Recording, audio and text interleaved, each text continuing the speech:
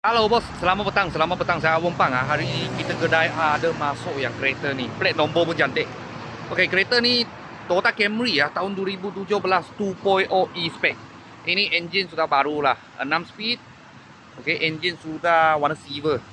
Baru punya engine. Kereta ni harga jual 68,800. Harga cash lah, harga cash. Kalau loan tadi saya agak-agak kira ikat bank 7 tahun lah, bulanan 1,100 lebih.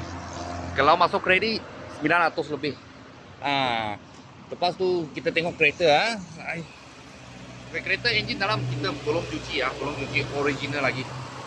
Okey, boleh tengok dulu warna asal warna silver, kita kasih tukar warna putih. Sebab warna putih banyak cantik lah.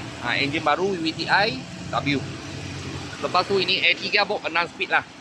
6 speed. Sama 2.5 sama. Okey. Lama punya tahun 2012 13 punya, kalau 2.5 6 speed juga. Okey, tapi dia punya bumper dengan lampu sudah lain sebab ini facelift.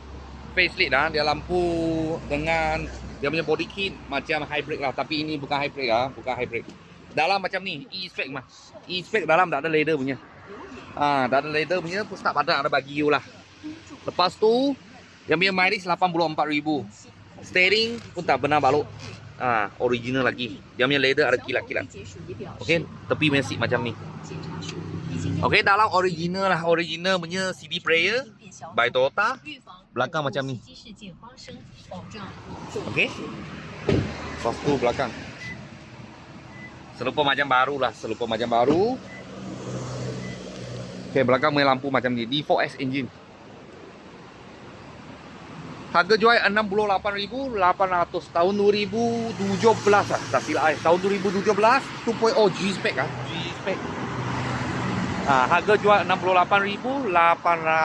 Kalau loan bank bulanan satu full loan zero deposit, kira deposit. Zero deposit bulanan 1,100 lebih. 7 tahun. Kalau beli ini kereta biasa nak ikat bank kena ada deposit lah, kena ada deposit. Kalau kredit bulanan 900 lebih sehingga 1,000. 9 tahun. Kalau bank boleh 7.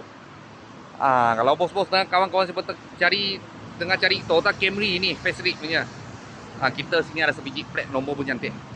Kalau ada apa murah-murah kita saya akan video lagi. Thank you bos, thank you.